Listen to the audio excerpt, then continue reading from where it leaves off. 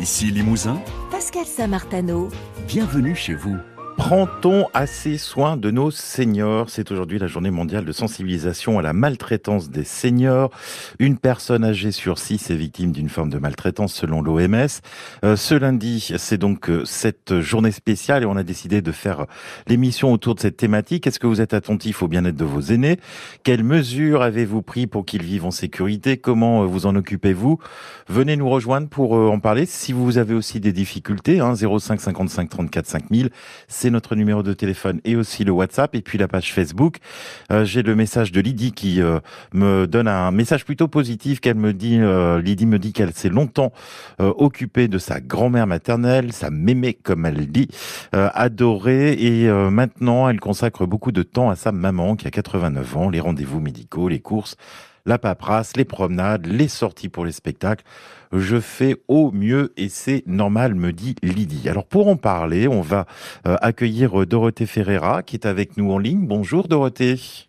Bonjour aux auditeurs. Et merci d'être avec nous. Vous êtes directrice de la croissance B2C du groupe Tunstall Vitaris, qui est partie prenante dans cette journée mondiale de sensibilisation à la maltraitance des seniors. Alors il y a eux aussi, et on va quand même un petit peu les saluer et en parler, des situations où ça se passe bien, des situations où ça se passe un petit peu moins bien, hein, Dorothée. Comment on pourrait définir justement là où commence la maltraitance? En gros, ce qui doit nous alerter, c'est presque jamais quelque chose de spectaculaire finalement. C'est quelque chose de tout bête. C'est un changement de rythme. Si je prends l'exemple de ma grand-mère, tant qu'elle descendait chercher son courrier, qu'elle appelait le dimanche, qu'elle prenait soin d'elle, en gros, tout allait bien. Et un jour, ça s'espace, le courrier s'accumule, on saute des repas, le téléphone sonne dans le vide. Et c'est là, en fait, qu'il faut tendre l'oreille. Oui. Parce que quand on prend les choses séparément comme ça, c'est des petits signes qui veulent rien dire. On a tous une mauvaise semaine, on est bien d'accord. Mais ce qui compte finalement, c'est quand ça s'accumule et quand ça dure. Et c'est là typiquement que, par exemple, la téléassistance permet de voir nos opérateurs, que nous on appelle nos agents gardiens, ils connaissent les habitudes de chacun. Et ça, les habitudes, c'est très important. Tout à fait. Par exemple, on va en parler oui, justement de ces équipements qui sont proposés, des moyens d'alerter aussi, de prévenir, d'avoir des contacts avec des professionnels qui peuvent s'occuper de soi. On en parlera particulièrement en fin d'émission parce que ça fait partie des solutions qui sont proposées. Quand on parle de maltraitance, effectivement, malheureusement, on se réfère souvent à l'actualité avec des cas parfois dramatique. La maltraitance, on peut aussi l'insuffler sans forcément s'en rendre compte. C'est ça aussi qui est un petit peu dangereux. Complètement, je suis d'accord avec vous. Les vraies situations de maltraitance, c'est là souvent que la personne laisse échapper, elle parle, ça peut être effectivement d'un geste violent d'un proche, parfois le plus fréquent, on entend des personnes au téléphone qui crient ou quoi que ce soit, mais c'est pas tout le temps ça en fait. La maltraitance parfois, elle s'annonce pas, elle se devine, c'est un signal d'alerte, c'est pas un événement, c'est une rupture du quotidien, et parfois c'est une maltraitance qui est pas voulue par les proches. Il y a différents types de maltraitance, vous en parliez, on a la maltraitance physique, c'est celle qu'on imagine le plus quand on parle de maltraitance, mais on a la solitude, l'isolement, on a la maltraitance financière, on a la maltraitance psychologique en fait. On va justement essayer de voir toutes les situations qui peuvent être configurées, qui peuvent être présentées. On va aussi évoquer quels changements du quotidien peuvent justement nous alerter sur un cas de maltraitance ou une personne qui peut se sentir malheureux. Ici Limousin, 9h, 11h. bienvenue chez vous.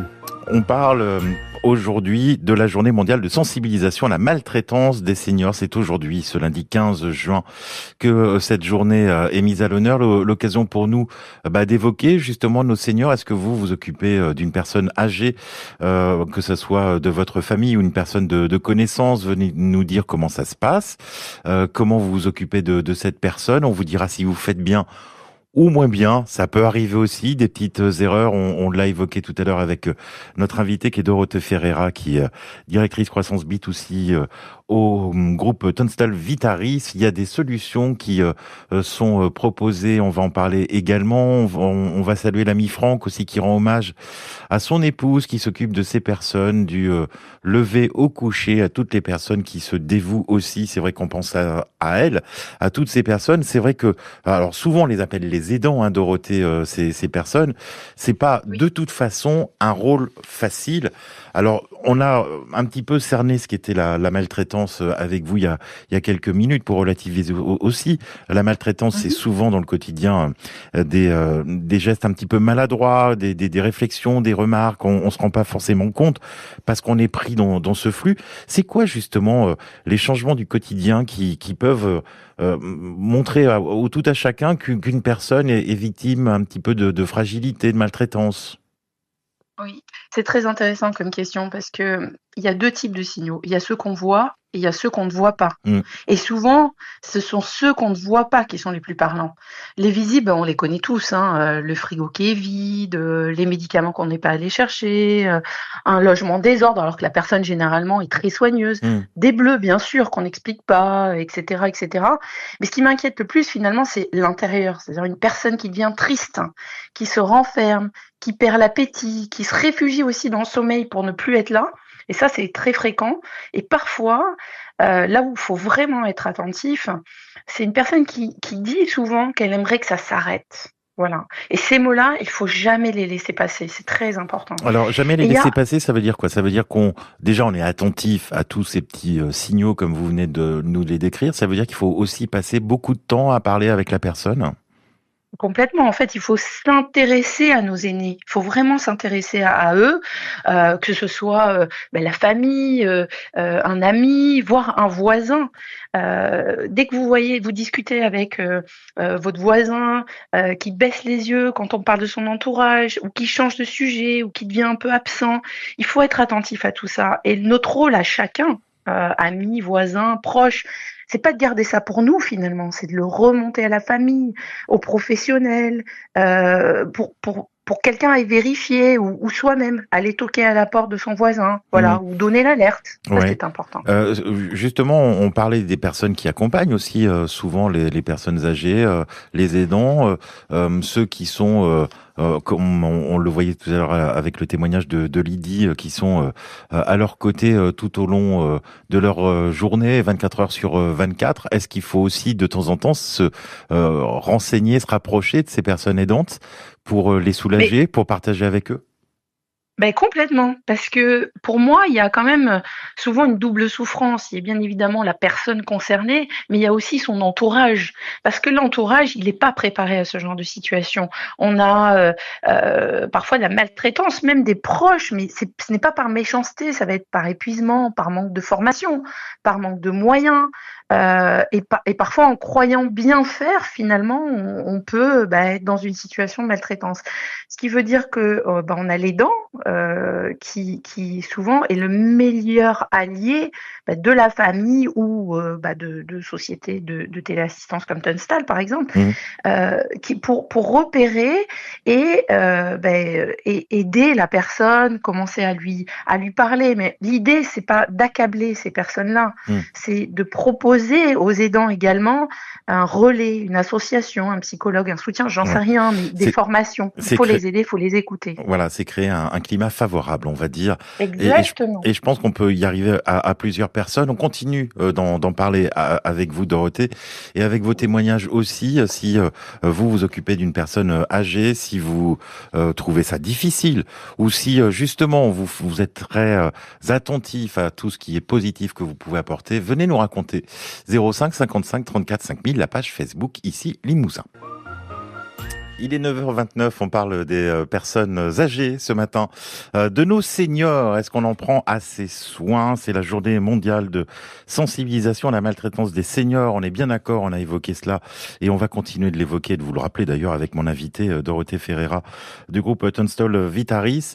La maltraitance peut aussi être une maladresse. On n'est pas forcément dans des choses très violentes, mais souvent des choses désagréables. Catherine, sur la page Facebook ici Limousin, me dit que elle est pas trop pour les EHPAD, même si elle reconnaît que sur sa commune, il y a un EHPAD plutôt sympa où ce week-end, c'était repas des familles, des résidents, avec aussi un bon repas paella, figurez-vous, il y avait du folklore. Ça donne presque envie, ça, hein, Dorothée Ferreira, d'y aller. Ah oui. C'est spontané en plus, vous avez bien Ah oui, fait. oui, oui, je l'ai déjà fait, C'est vrai. figurez-vous. Oui, Oui, oui. parce que quand on fait votre métier, justement, alors vous, votre métier, c'est de proposer du matériel qui vient en assistance, qui permet d'alerter, qui permet d'aider, d'accompagner les personnes âgées, mais ça veut dire que vous les pratiquez, vous allez justement les voir dans des établissements pour voir leur quotidien. Alors, à titre personnel, je l'ai fait souvent parce que comme beaucoup, de nos auditeurs, j'ai été moi-même aidante de ma grand-mère et j'ai eu, dans ma carrière à faire des partenariats justement avec, des structures type EHPAD ou autres. Mhm. Donc,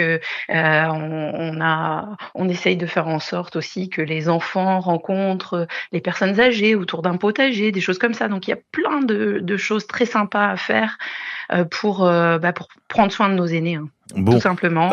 et c'est important pour eux aussi, c'est du réconfort. On voit à chaque fois, on voit même des petites initiatives sympathiques, comme faire par exemple rentrer des animaux dans les EHPAD, ça leur apporte aussi du bien-être. Cependant, Complètement. il existe aussi des situations qui sont difficiles à détecter au quotidien. Comment on fait dans ces cas-là?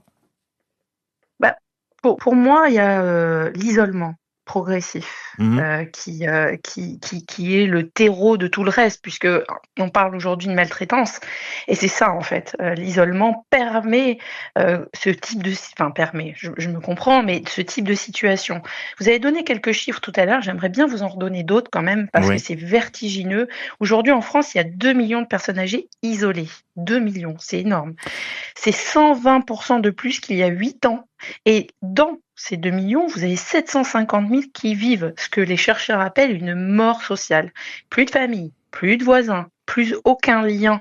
Et là, il y a vraiment une question morale finalement, parce que au-delà de la solitude, cette même solitude augmente de 30% des risques d'infarctus et de 30% des risques d'AVC. Mhm. Ce sont des données de l'OMS. Donc, c'est aussi un sujet de santé publique, Ouais. voilà. Donc, Dans il ce faut contexte de faut être vieil... très attentif à ça. dans ce contexte, tout à fait, vous avez raison de le rappeler, de vieillissement de la population, bien sûr, d'isolement. Notre région, le Limousin, est particulièrement concernée, hein, puisque effectivement, il y a beaucoup de personnes qui se retrouvent seules, isolées à la campagne. On continue de parler justement de leur situation, de l'accompagnement, comment les accompagner, comment être un bon aidant, si je puis dire. Le 05 55 34 5000, venez-vous aussi témoigner, nous raconter comment ça se passe si vous vous occupez d'une personne âgée. On vous attend, vous êtes les bienvenus chez vous. 05 55 34 5000. Ici Limousin, 9h, 11h, bienvenue chez vous. On parle des personnes âgées, des seniors ce matin. Est-ce que vous pensez qu'on s'en occupe bien? Qu'est-ce que vous faites, vous? Est-ce que vous aidez justement une personne âgée? Venez nous raconter votre quotidien, le 05 55 34 5000. On en parle aussi avec mon invité Dorothée Ferreira, directrice croissance B2C dans le groupe Tunstall Vitaris, qui s'est spécialisée justement dans les équipements pour accompagner ces seniors. Avec vous, Dorothée, on a parlé justement, on a essayé de définir un petit peu ce qu'était la maltraitance, évoquer aussi l'isolement qui est un des mots du moment, l'accompagnement et les aidants aussi, c'est important qu'ils se fassent eux-mêmes accompagner, qu'ils passent le relais de temps en temps.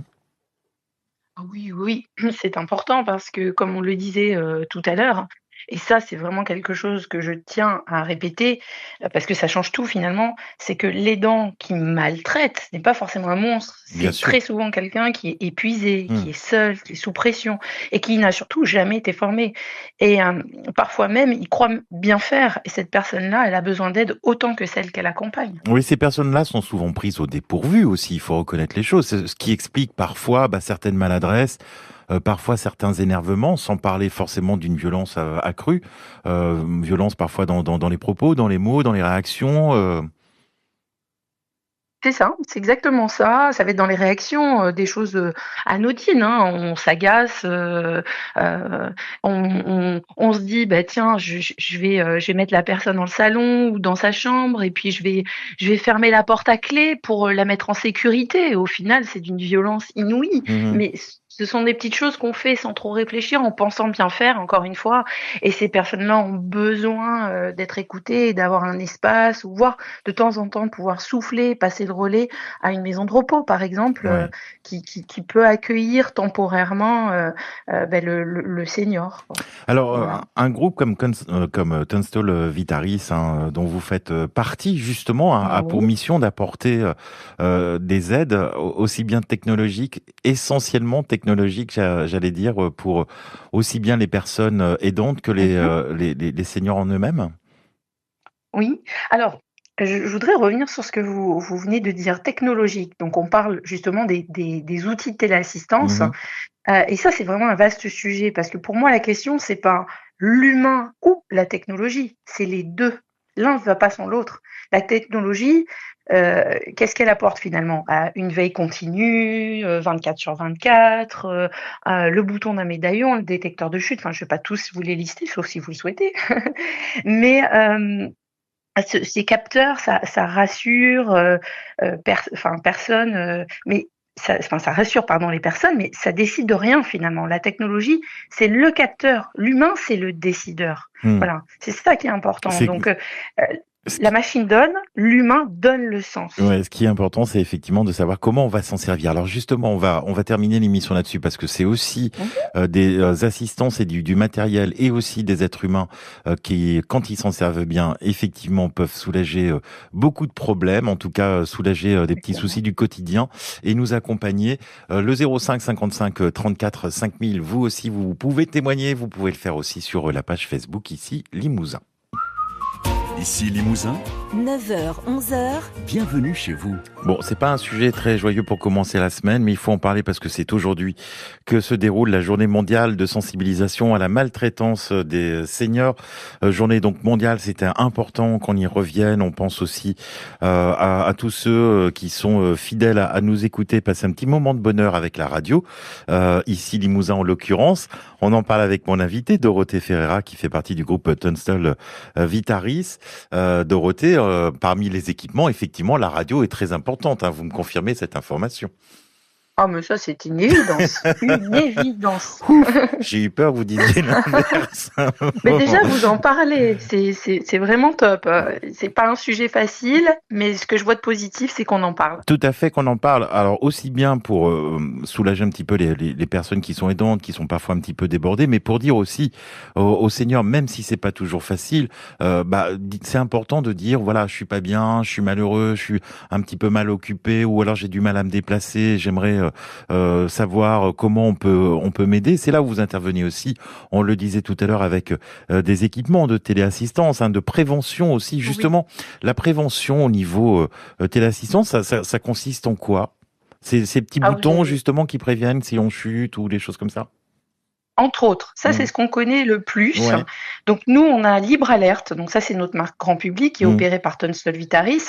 Alors juste, quand même, pour que vous sachiez qui nous sommes, c'est 250 000 bénéficiaires, on a une centrale d'écoute, c'est ouvert 24/24, 7 jours sur 7, Et vous enfin, travaillez et aussi on aussi a bien avec des EHPAD qu'avec des particuliers aussi, hein. C'est un groupe qui est aussi à portée de main du tout à chacun, hein. C'est important de le signaler aussi. exactement. Et puis pour nos auditeurs, qui sont là, qui sont très attentifs, qu'ils soient, usagers ou, aidants justement, c'est Libre Alerte qui vous sera particulièrement dédié. Ce qui est important, c'est que, on a effectivement des appels entrants, hein, donc ce sont les appels à nos anges gardiens, mais on a également 1 million d'appels sortants, des appels de convivialité pour les anniversaires par exemple, pour justement briser cette solitude, juste pour prendre des nouvelles, et ça c'est important. Mmh. Donc on peut se substituer parfois à la famille qui travaille, qui est occupée, pour prendre des nouvelles, et ça c'est important.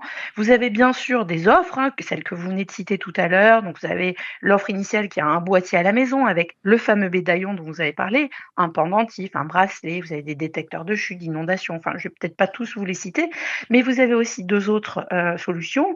L'alerte de chute, avec un capteur dans le logement. Donc là, vous n'avez rien à porter. Pas de médaillon, pas de bracelet. Ça, c'est assez unique en France. Et vous avez aussi, parce qu'on n'est pas tous enfermés chez soi, nous avons aussi nos aînés qui se baladent, le Télélib, pardon, qui est une version mobile pour être en sécurité, même dehors finalement, avec une touche SOS et une géolocalisation. Et ça, sont vraiment des systèmes qui se développent de plus en plus, des innovations qui sont à venir et qui permettent de se sociabiliser, de rester dans son logement en sécurité, mais de sortir, d'aller voir les amis, de profiter en fait. Ouais, Voilà, et comme vous le disiez tout de à l'heure, s'épanouir. je retiens cette formule aussi. Ça ne reste. Alors, ne le prenez pas mal au niveau de votre Oui. groupe, mais ce ne sont que des outils. Ça veut dire que l'humain aussi, tout cela, c'est l'humain qui se sert de cet outil pour aller mieux, pour faire du bien, quoi, en quelque sorte. Ah mais ça, c'est une évidence Mm, et les humains, ce sont les aidants, bien sûr, bien sûr. la famille, les voisins. Les aidants, c'est pas forcément les aidants au sens, proche du terme, mais vous avez les voisins, mais vous avez aussi nos anges gardiens. Mm. Notre société sans, nos fameux aidants, sans l'humain, derrière le téléphone, finalement l'outil serait complètement inutile. Voilà, et cette marque que vous avez créée qui s'appelle donc Libre Alerte, j'invite Libre chacun alerte. à regarder sur les internets et à se renseigner pour savoir tout ce qui est à leur disposition pour accompagner nos seniors. Vous nous avez super bien accompagnés, Dorothée Ferreira, Ah depuis avec 9 plaisir. heures sur ce sujet. Je vous remercie beaucoup et à très bientôt en Limousin. À très bientôt, avec grand plaisir. Merci à Merci. vous et prenez soin de nos aînés, c'est important bien sûr. Aujourd'hui est la journée mondiale de sensibilisation à la maltraitance des seniors, un sujet qu'on voulait absolument évoquer avec vous ce matin.